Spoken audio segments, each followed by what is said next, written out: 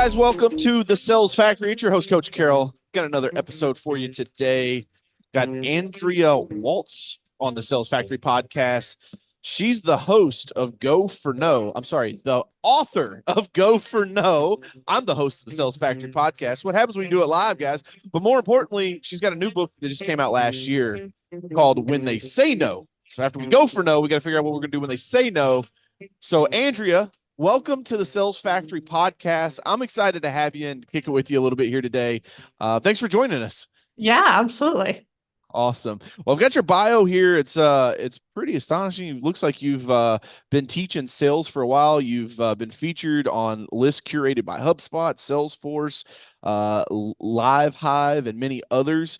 The book Go for No reached #1 on the Amazon sales and selling list in 2010 and has remained in the top 50 sales books for the last 13 years, having now sold over 500,000 copies, which is, guys, I can tell you as an author, that's quite the feat. Go for No's strategy has been featured in online and offline magazines and journals, including Success Magazine, Inc., Forbes, and many other. Today, Go for No is a well-known methodology in the world of sales and widely recognized as a singular best program that deals with rejection in business. So we'll be the judge of that today in the Sales Factory. But Andrea, let's hop right into this. What made you write a book about the word no and getting no's in sales, right? Because most salespeople are like, oh gosh, I don't want to know. I want a yes. So let's just start there off the top.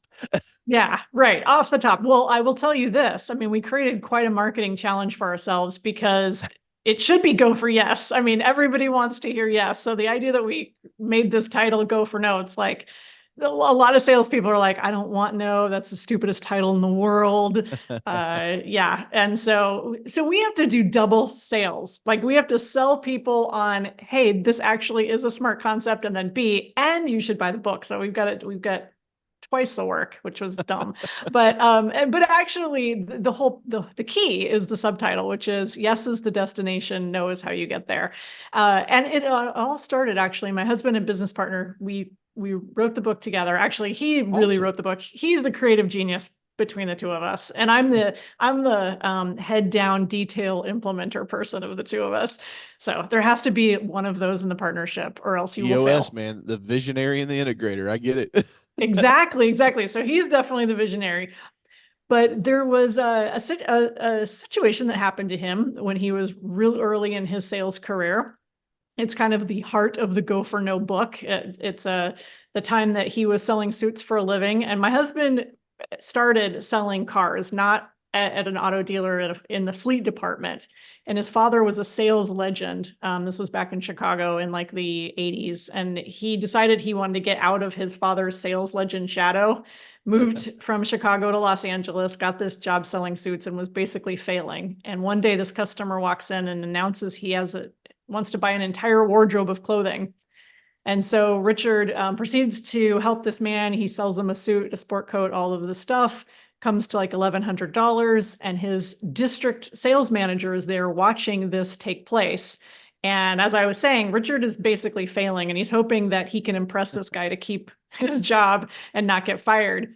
And Harold, the sales manager, comes over and says, do you mind if I ask you a question? And Richard said, yeah. And he said, out of curiosity, great sale, by the way, but what did that customer say no to? And Richard's like, what do you mean? What did that customer say no to? He just bought all this stuff. And Harold's like, yeah, I know what he said yes to. That's really the easy part. I'm just asking you, what did he say no to? And Richard's like, he thought about it and he reviewed the entire transaction. And he's like, Harold, that customer didn't say no to anything. Everything I laid in front of him, he purchased. And then Harold asked him the really important question. He said, well, then how did you know he was done? And Richard had to admit the reason that he knew that guy was done was that he wasn't making a lot of money. And whenever anybody got to $1,000 on a shopping trip in his, when he was helping them, it was basically, he would like wrap the sale up and send the guy on his way. And Harold said, wallet. Selling from his own wallet. Yeah, it's classic, right? It's classic sales behavior. So Harold says, I watched you sell. You're not half bad, but your fear of the word no is going to kill you. If you could just learn to go for no, if you could learn to get over that, I think you could be one of the great ones. So Richard improves, not overnight. It took like a whole year, and he ends up working his way up through the ranks, sales, management, etc., training, ends up training. And then we met years later and he told me that story. And I had my own epiphany because I actually wasn't struggling. I didn't actually have in my head, I didn't have a problem with the word no. I was in my head, I was kind of a superstar. Like I was really good at reading people, really good at developing rapport, good at asking questions. And then, but I did have to get honest with myself. And I thought, you know what? I actually don't like to hear no. That is the truth. Like I will sell in such a way that I won't push or I won't maybe offer stuff that I should so that I don't have to be rejected. Mm. And anyway, long story short, we ended up taking this go for no philosophy and I just fell in love with it. And that was back when dinosaurs were roaming the planet. So years and years ago, because that's how old I am. And we wrote the book years ago and just ended up creating a business around this whole concept. And we dug into it and we just exploded every aspect of how to deal with failure, how to deal with rejection sales, how to deal with when people say no, what to do. And some of it's some of it's tactical, right? Mhm. I know salespeople love tactics. Like, what do I do when this happens? Because Yeah. I get it, right? You want to know the black and white thing. Unfortunately, sales is a lot of gray. So what's really important with this concept is your mindset going into it, your mindset around how you kind of interpret no and really your mindset just about rejection in general, like not taking it personally. Hmm, interesting. I like that. There's a lot to break out of there. So so the sales manager then came up to him and basically was saying, "Hey, because this guy didn't say no and you stopped selling him, you could have maybe got another $4,000 out of his pocket, but you'll never know, not to put a pun in there, but you'll never know because he didn't say no, right?" Yeah, completely. And in fact, you know, this is a story that we tell in the book. This is kind of like the core story, and from there we go into other stuff. And the book itself is a fable, but the line that we leave out of the book, which is so funny, is Harold also added to Rich. He said, "You know where that customer is right now?" And Richard's like, "No, where is he?" He's like, "He's at the other end of the mall, spending the rest of the money that you wouldn't let him spend with us." Uh, because I mean, that's the truth, right? That's just what happened is he was selling from his own wallet. And we've all, I mean, everybody does that, especially Yeah. if you happen to be in an industry or where or you yourself don't spend a lot of money on something or you wouldn't. You've got to really work on getting that stuff out of your head. Because if you put yourself, empathy is great. But if you go too far empathetic and you're like, oh, I'm my customer, and now I've got to say work on saving their money. There was a weird, not to go off on too much of a tangent, No, but you're fine. I remember going to this health food store and the cashier was hell bent on getting me a discount. It was really weird. It was like I brought a couple things up and she's like, she goes, "Are you military?" And I go, "No." And she's because she said we have like 10%. And she's like, "Are you related to anyone in the military?" And I was like, "No." She's like, "Are you EMT? Are you this? Are you that?" I'm like, I go, "No, no, no, it's cool. I'll just buy I'll just these pay for things." it. Yeah. She was so apologetic, I think, for their prices. It was, Yeah. you know. You, and it's sometimes it's I talk to my audience a lot and I say, you've got to be bought in on what you sell as well, right? And so if you're selling suits, right? And I mean, I get custom clothing made. My Tom James guy is actually the top sales guy in the entire company in the entire world, Jordan Yoakum.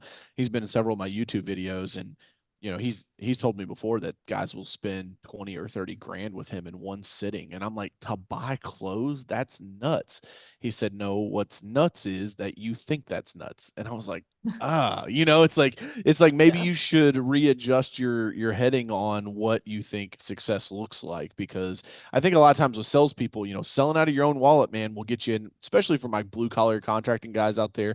A lot of times because they may have industry secrets, or they may have learned training that makes them more efficient, and they think, well, because it only takes me an hour, I'm just going to charge for an hour worth of my time, when really the client's eyes are, hey man, if I did this myself, it would take me all weekend, and my weekends were 3 times what I make during the week. And so you can charge that person 3 times what they make in a week, because it's their weekend that they're giving back to them. So it's value-based selling versus just your time or your material-based selling. I talk with blue collar guys all the time about that. Do you guys have anything that you could add some color to that around getting the no from customers? When you're in a face-to-face situation, like how do you handle that, right? Like we just told the story where your husband didn't get the no because he didn't even, we didn't push that far. What happens, Andrea, when we do push that far and we get that no? Because I love the saying that a salesperson's job doesn't start until the first no happens. Yeah, I love that. I love that saying too. Well, yes, and I just wanted to comment on what you were saying there about the selling from your own wallet thing, and that is that that would be like, just because a surgeon could go in and do surgery and have it only take 90 minutes, you're not paying for the 90 minutes. You're paying for 8-12 years of experience, of schooling, plus their experience. You wouldn't like it. So it's the same thing. It doesn't matter if you are repairing a garage, repairing an air conditioner, blacktopping somebody's driveway. It's all the same. So yeah, you have to charge for outcome, not just the fact that it only takes you an hour. So I like that you made that point. So there's so many options, and this is where sales is gray, right? Because there's so many options and directions to go when you get a no. And of course, it depends on the context. So if I think when you think about it, the very first thing you have to do in your mindset, like what's your mindset when you're going into the interaction? And that is, don't run away. Like, don't let a no, to your point, be the thing that where you just go like, okay, well, like retail environment, I'll just let you look around then, and I'll be over here not paying any attention to you because you just gave me a no, and I'm taking that personally. And now I think that's this rejection and we can't work together. If you've asked good questions, and hopefully you have, that goes a long way. So if you've asked good questions and then you get a no, I think it's fair to be surprised about that. And that's where you can kind of push back and say, oh, and get re-educated. So get curious. Like, everything that you told me made me think that this thing was going to be perfect for you. So what am I missing? Like, what am I missing here that because I'm surprised that you would say no to this, because it sounds like everything that you wanted. But again, going back to your mindset of don't run away, like be curious, stay engaged, think about leaning into the no instead of running away from the no. And so having a couple questions at the ready. We like the idea of being surprised, because if you've done your job, it should be surprising that you get a no. Now, on the other hand, I will say this, just to throw this in the mix. Sometimes it is surprising because it makes no sense. Like, oftentimes it's like you're talking to this person, you've got the right product, everything's perfect, and then they throw a no up, and it's like, where is that coming from? And that, again, often just requires you to dig in, not run away, and figure out, okay, what's going on? Because oftentimes it's just fear. Buyers fear making a mistake. They fear change. And so it's up to us as salespeople to figure out where that fear is, what's holding them back, but just be willing. And this is where the courage comes in. Just be willing to ask those questions. Like, it's your prerogative as a sales professional to be willing to ask those kind of tough, maybe even awkward questions, like, wow, what's going on here? To find the answer. And don't make it a big deal. Don't make it like, oh, I need to have this perfect script and needs to come off perfectly. Just act like a human, and act like if this was your friend or your family member. Like, if your mom all of a sudden said no to you, you'd be like, Mom, what the hell's the matter with you? What are you talking about? Okay, so we can't say that to our customer or our prospect, but that's the energy, right? It's like, wait a minute, tell me why. Because If it's a good reason, then maybe there's something else I have and I can point you in the right direction. I want to know the information. So walk us through that. Like, what are those? Like, what are some questions, some word tracks that I would use when I hear the no, right? Because oftentimes I try to train people that you I like to I call it salting the tip jar, right? And so when you work at a bar, they typically have a jar, right? That's the tip jar. And so what the servers will do, and some of you may be hearing this for the first time, you're like, what? That's game in the system. What servers would do, like I would do back in the days, like you would come in, you'd put $4 or $5 singles in the jar before the Mm-hmm. bar even opens, because nobody wants to be the first tip that goes in, right? So you kind of salt the tip jar. In the same respect to that, when I'm in a cell, I try to get a couple no's out of the way. I pitch them some softball questions I know they're going to say no to, just so that the first no that they say is not when I ask them to buy the cell. So I might say something like, "Hey, you guys, we do a lot of advertising for agents on social media, and we'll say, Mm-hmm. you don't think that social media is a fad still, do you?" They'll be like, "Oh, no, no, no. I totally am buying in." Okay, cool. You're saying no on that, right? Hey, would you let just some random person run your social media, or would you want somebody that knows what they're doing? Oh, no, no. I would want somebody that knows what I'm doing. Cool. I'm getting some of these no's out of the way so that when I go to ask for the sale, it's not like they have all this pent up no inside of them. But when they do say no, how do we explore that, Andrea? What's some tactics that you guys talk about inside the book? So before we get to that, and I want to go back, I want to go back to what you just said about so those couple questions. The reason why those questions are so powerful, and actually that reminds me of a book called Never Split the Difference. Yeah. Uh, and by Chris Voss. I think I'm saying that right. And he talks about the power of no and how when somebody is able to say no, when they feel like they can say no to something, it's very powerful because typically people are ready to close down in front of a salesperson and kind of cross their arms, metaphorically speaking, or whatever, because they're ready to be forced to say yes. So when you ask questions in the way that you are asking them, what you're doing is making people feel very safe in saying no, which I like. Also, the other thing that's great about what you just said too is, and this is both a B to like kind of a B to C, but more B to B.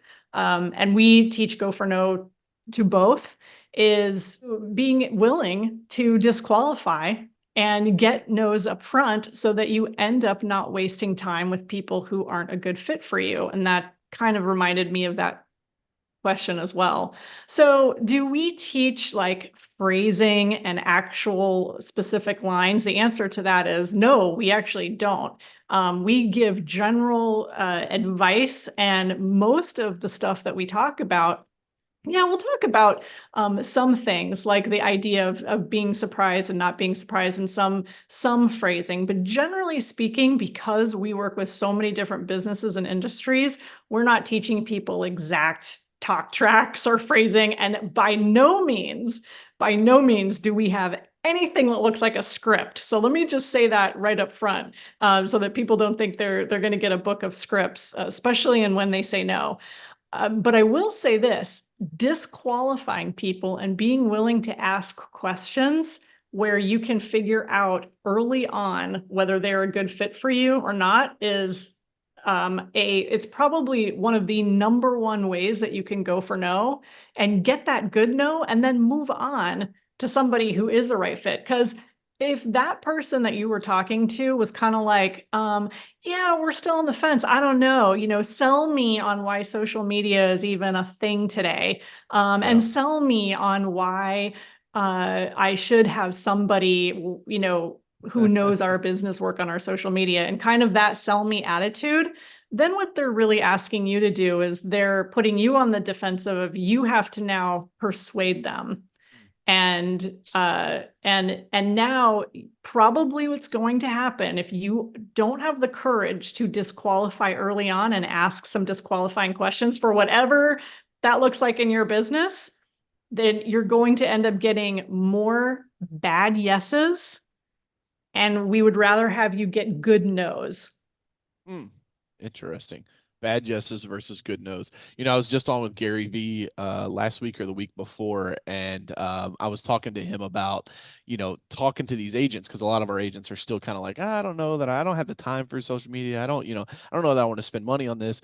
And Gary V said, he goes, DJ, I got nothing to add, man. He goes, in 2020 fucking four, I have no energy to try to convince someone that social media is relevant, right? And so I think Mhm. that's to your point, right? When you look at prospects, and when hopefully if you're listening to this in your business, you should be looking at your marketing channel and how it flows to your sales channel. And you should be looking at marketing qualified leads versus sales qualified leads, and what does it take for someone to become a marketing qualified lead or a sales qualified lead. And then once you're on that discovery call, right? Okay, cool, they're a sales qualified lead, they're on a discovery call. What are those questions that you're asking to sniff that out, like Andrea is saying, to disqualify them from even being a customer, right? And I think there's a couple big things. Doesn't matter what industry you're in, but does the prospect understand that they have a problem?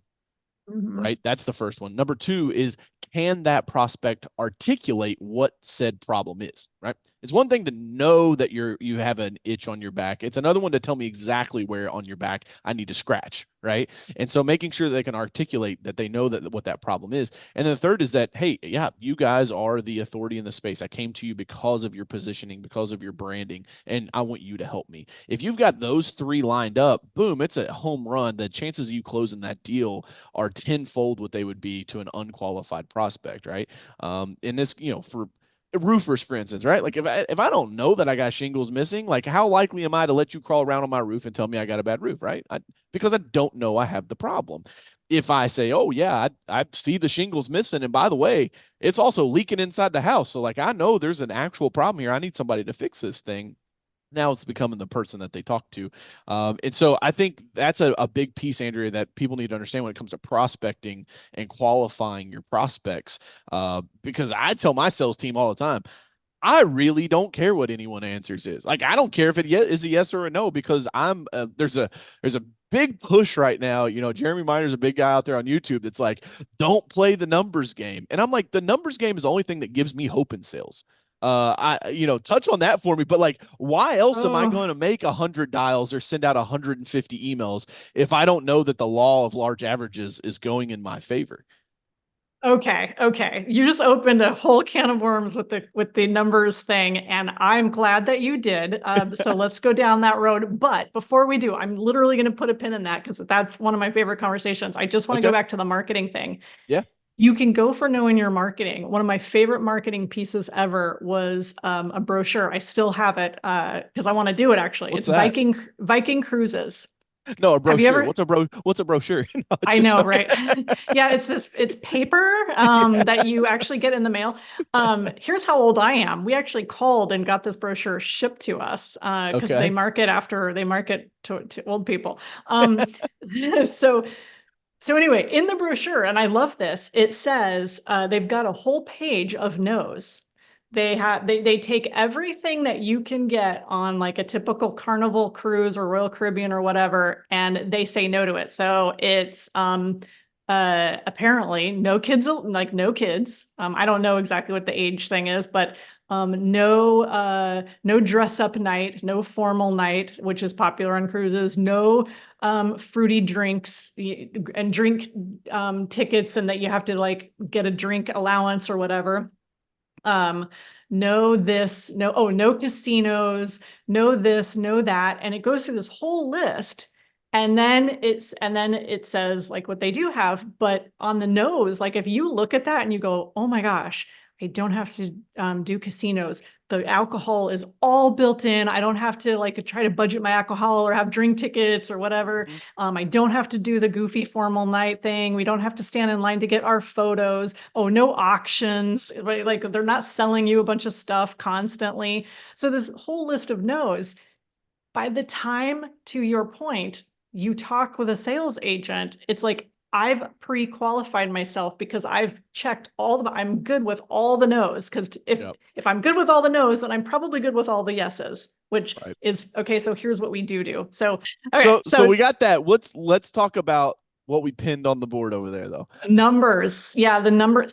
So yeah, there is a huge push. I see it on LinkedIn all the time. It's, quality over quantity. And And really, it's annoying to me because it's like people assume that if you do some form of quantity focus, that your quality goes out the window. And I recognize that personalization is huge. Everybody's personalization at scale. How do we do that? And all of that is valid. But the thing from our Go for No perspective is we have somebody who has a fear of failure and rejection. And so what we find is that we have people who have oftentimes, because they tell me, like, I have gold in my CRM. I've got all these opportunities. I've got people I should be following up with. I'm just not doing it. And so Stop being lazy. yeah, and stop being, but this is the thing. What's holding them back? And it's failure, fear of failure and rejection. In my opinion, that's what's holding people back. And so I tell them, stop trying to succeed. I call them and fail, call them and screw it up. But what you need to do is this is how the quantity and quality work together. The only way to get your quality up is if you have a quantity of presentations that you're making. It's how we all have, anyone who is at all decent in sales learned because they did it a lot and they did it Yeah. over and over. So Gotta we have have at people, bats. right. There was a really funny meme the other day. I saw it. It was 8 a.m. to 10 a.m. Prepare for the sales call. 10 a.m. to 11 a.m. do the sales call. 11 a.m. to 2 p.m. recover from the sales call. Okay, so My God. so but I'm telling you that is You're telling me I gotta fight my Gen Xers or Gen Zers or whatever the generation is after us millennials that they don't they're like, well, I saw over here that the number game thing is bullshit and you shouldn't be playing that. And I'm like, oh yeah? Well then why else would you reach out to 100 prospects?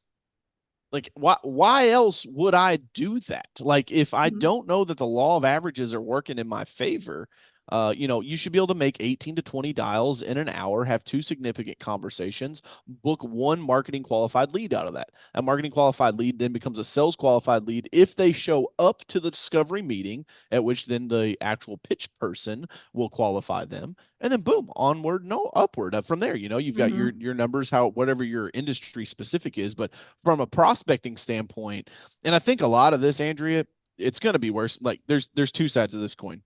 One is it's going to be really, really bad for the foreseeable future because everybody is nose down in a social media platform. Listen, like we contribute to it, Mm, right? Like I tell agents that every day they should be advertising on social media platforms because that's where people's attention is.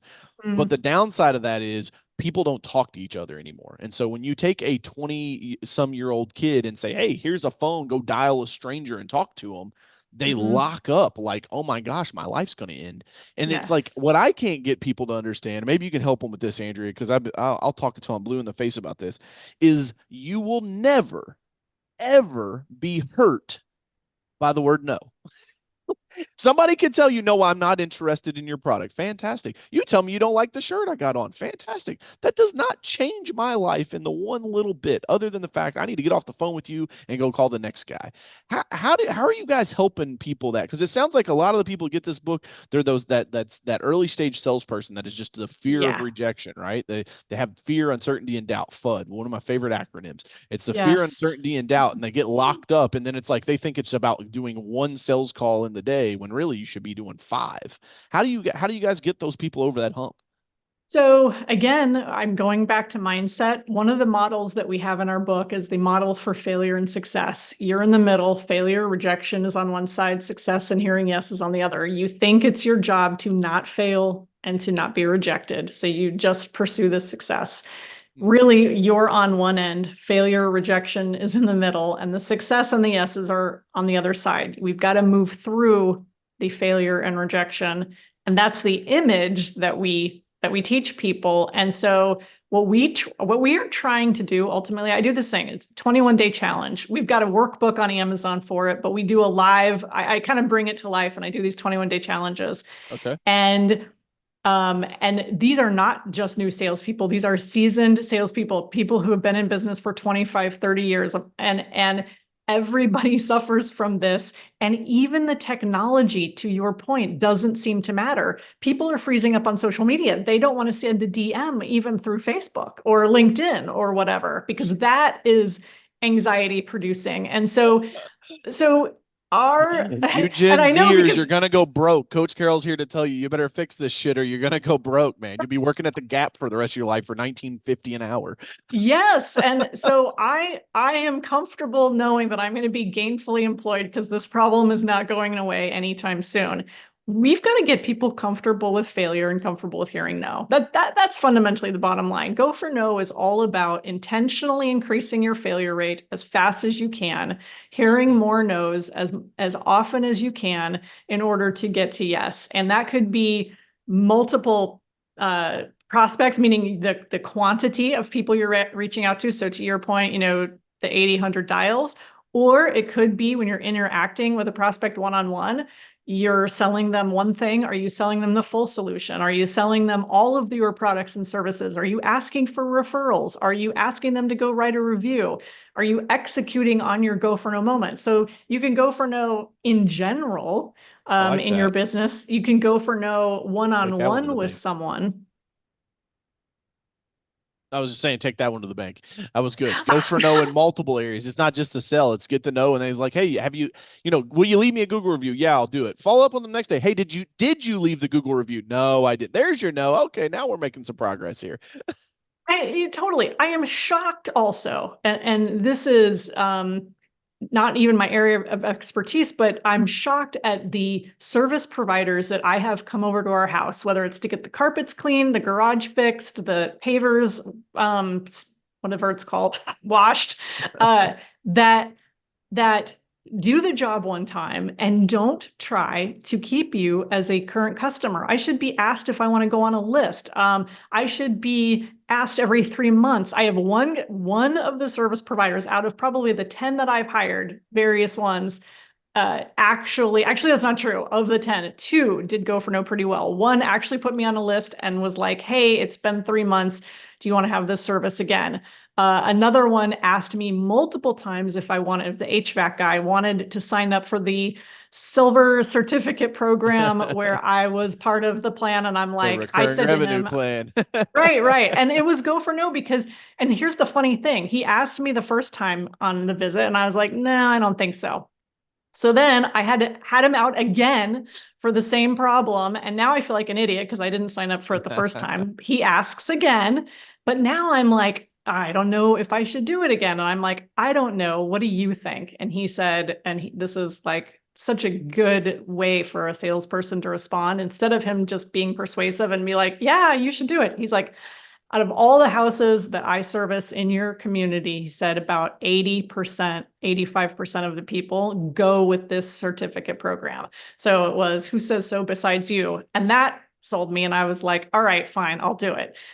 So point being though, it's amazing to me that more service providers, it's the acres of diamonds. You don't have to do so much marketing if you could tap into more your current customer base and start going for no with Yeah. them. There's revenue just sitting there, not doing anything. Yep.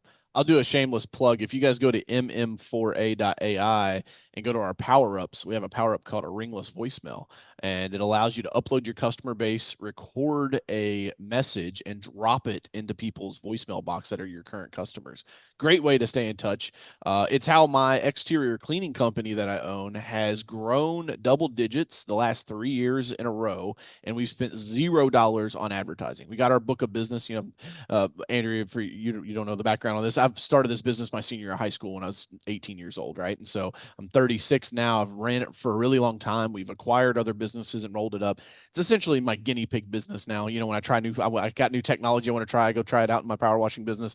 And what happens is we've got about 7,000 customers in that database. We don't have to market anymore because now it's such a large database. We send a ringless voicemail and say, "Hey, sorry we missed you. Derby's right around the corner. We're in Kentucky. Derby's a big time of the year. Derby's right around the corner. If you want to get some spring cleaning in, we have a few spots left," right? There's that, giving them a Scarcity. little scarcity marketing there. We have a few spots left. Call in today.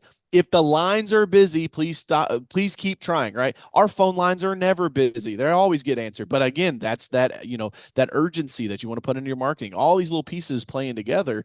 So I'll give a quick little plug on our ringless voicemail technology because it's amazing. And to your point, Andrea, people think that, especially in the blue collar business, it's like do the service once and then it's like done forever. And if you build the business the right way, you're building a database of raving fans that will want to do business with you again and again and again, and sing your praises to all their friends and family members. And then you get Exactly. referrals, which are the best lead you can close. And so you're, and yeah, and I know you help insurance agents with social media. So, but if you're out on social media and you're starting from square one, right? Tap into the customers that you have. Here's a perfect go for no strategy for an insurance agent. I would literally go through every customer you have and ask them who they know right now who might be interested in a new auto policy. Do you know anybody who's just buying a home? Do you know anybody who, whatever? And I mean, it's all right there. I mean, yeah, you don't have to, you can do the social media stuff for sure, but tap into your current clients, do some service, check Yeah. in with them. It's wild. Talk to me about another strategy in the book. What if it's maybe we're getting down to the close, right? So I've done the presentation. Now I'm ready to ask for the business. How do you guys teach us to handle that? So again, no scripting. So we're not teaching anybody how to ask. We are teaching you that you should ask for the business. And around that strategy is something that we call no goals. And so one of the things that we teach people to do is set it, and you've probably heard this before, like set a goal for the number of no's that you're going to collect. And so it could be anywhere in your sales process. It could be just lead gen type things. It could be booking appointments, or it could be literally closing the sale. Like how many times are you asking for that business and Cross-sell and counting up. upsell opportunities as well. Absolutely. And I've had insurance agents who've, the geeky ones who are the really numbers people who create Excel spreadsheets, and they'll separate out all of their different kind of go for no moments into different categories. But I say, hey, you could just do one. So set a no goal to get 10 no's a day or 100 no's in a month. And what happens is you blow out your typical yes goal, because a typical yes goal for any salesperson, it's like, okay, we want to sell 4 policies this month, or we want to sell 8 policies this month. And then when they hit that number, it's like, cool, now I won't do anything for the rest of the month. And then starting on May 1st, I'll have to go out and figure out how I'm going to sell 4 or 8 policies a month. So instead, set a goal for the number of no's you're going to hit, and then figure out interesting strategies. Be creative, get out there and do your prospecting and make your calls, or do your voicemail thing or whatever, and start asking people very simple disqualifying questions that get you to your no goal. And that is such a simple implementable, but even this, I say, can you imagine if you got just one no to something a day, what your business would look like in 365 days if you just got one no a day? You asked a customer, a past customer, a prospect, one extra question, whether it was a closing question, an upsell, or for an appointment, how that would transform your business, how many of those no's would turn into yeses. Mhm. I like that. And then what happens after we get the no? Where do we go from there? If I'm asking you, I'm like, hey Andrew, you want to buy this thing, this widget, this buggy whip, and you go, no, I'm good, DJ. Now what do I do? So you have 2 choices. And the good news is you get to choose whatever you want to do. It's your business, it's your sales career. Decide what you want to do. Assuming that you have asked good questions, I say lean into that no and figure out if you need to make another offer or ask a different question. So it goes back to be surprised, like, oh, wow, I'm surprised. What did I not explain? Or because everything that you told me, I figured that this would be the perfect solution for you. So tell me where we're wrong, because I want to help you through this. And stay engaged, don't run. Or depending on your type of business, maybe you say like, okay, cool, bye, and go to the next person. don't get stuck in the middle. Like just either work with that person and work on solving that, or don't, or move Yeah. on. But I will say this, and this is kind of, I guess you would say, even the third option, and this is a lot more in B2B sales, which is if you get that no, and maybe you ask like, what's the deal, and they say it's just way more expensive than I thought, and you uh, work with them on the price. Don't rush into a discount. Obviously, you want to build the value. Probably if you got a price objection, they're not seeing the value based on what the price was. So you have to take responsibility for not building the value early on. I And will. I'll so, add. I'll add one there, Andrea, on yeah, the price. I always like to say, is it that you don't think it's worth it, or you don't have the money to give me? Because when someone so says good. that it's too Yeah. expensive, it could be one of two things. They either just physically don't have, like, bro, I'm not saying that $20,000 suit's not fly as hell. I'd love to wear that and rock it for Derby, right? I just ain't got 20 grand to give you, right? So like sometimes people go, well, they couldn't afford the cert. Well, they either couldn't actually afford it or they just didn't see the value, which if they go, well, I'm not seeing the value, I like to tie them down and say, well, if I could give it to you for free, would you take it today? And they go, oh, yeah, of course. Then you know that all the benefits, all the features, everything that you put there, they want it. It's not that you've got the wrong package. It's the now you've isolated that price and now you can really dissect on that. And you know that the no is truly coming from a price objection, not something that's like you're trying to sell them a washer and a dryer and only their washer's broke. Yes, absolutely. And I love that you suggested that, because when you can create a scenario and take that objection away, like for example, I can't do it because my partner needs to see this. Let's pretend your partner loves it. Would you do it? So it's like whatever objection Mm-hmm. it is, you kind of, if you can create the scenario, take away that objection and then get to the truth. Yeah. So there's always that.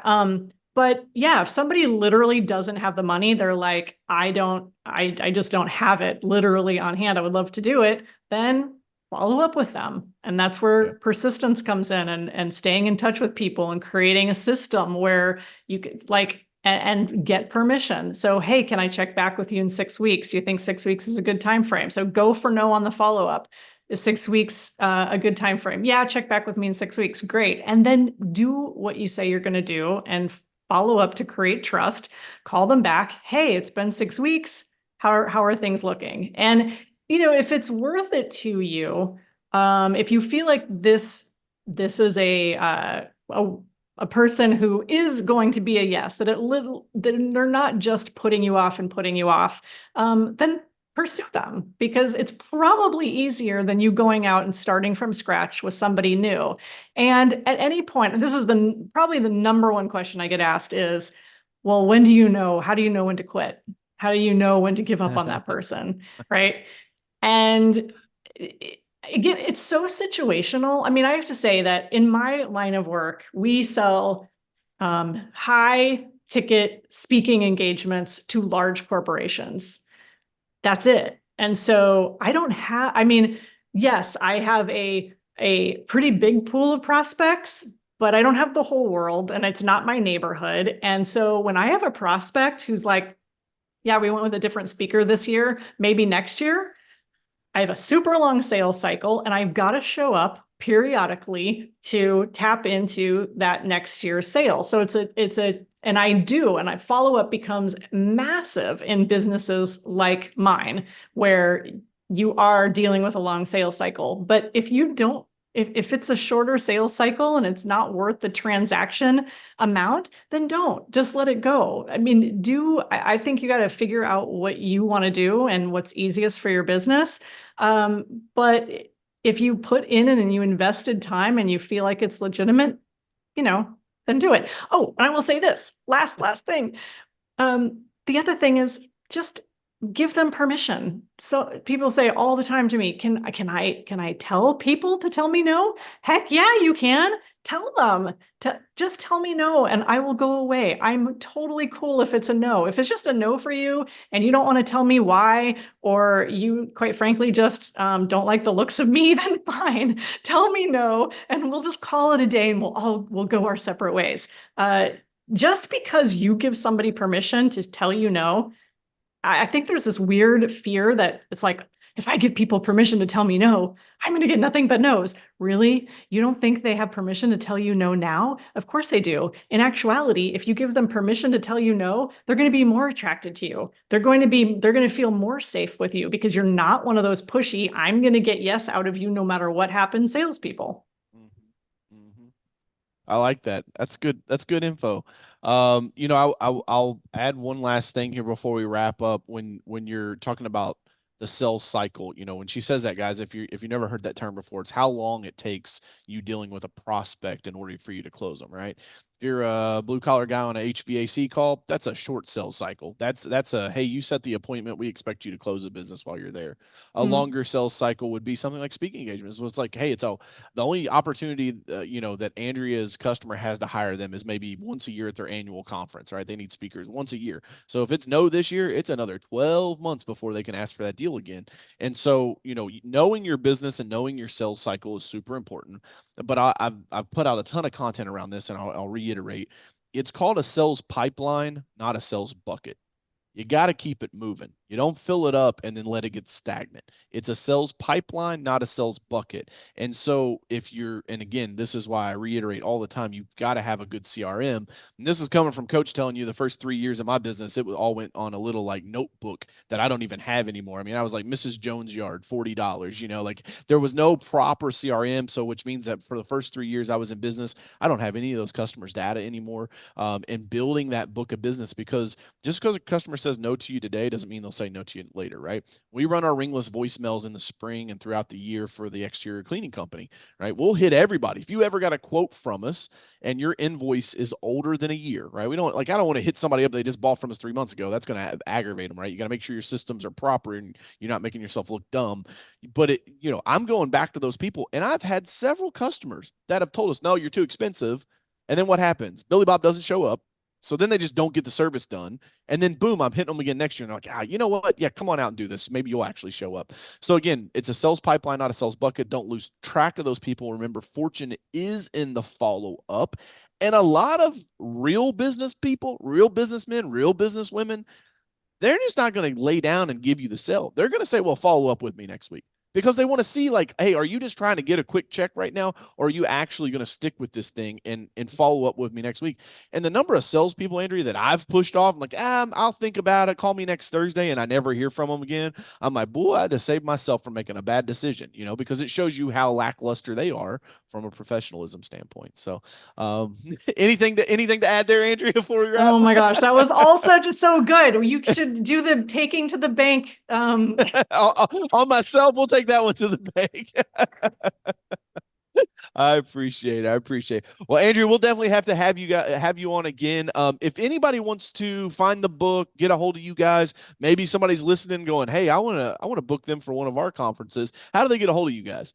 Well, we're well branded. So if you Google Go for No, you're going to find Go for No on Instagram, Go for No on LinkedIn, Go for No on Facebook, and Go for No, the book is on Amazon. Very cool. Very cool. Well, thanks for hopping in and hanging out with us. Guys, this has been another episode of the Sales Factory. As always, make sure you hit the subscribe button, hit the thumbs up, the like, the shares, the comments. It all helps us get in front of more people so we can help change more lives. Until next time, I'm your host, Coach Carroll. Hustle, it's worth it, baby.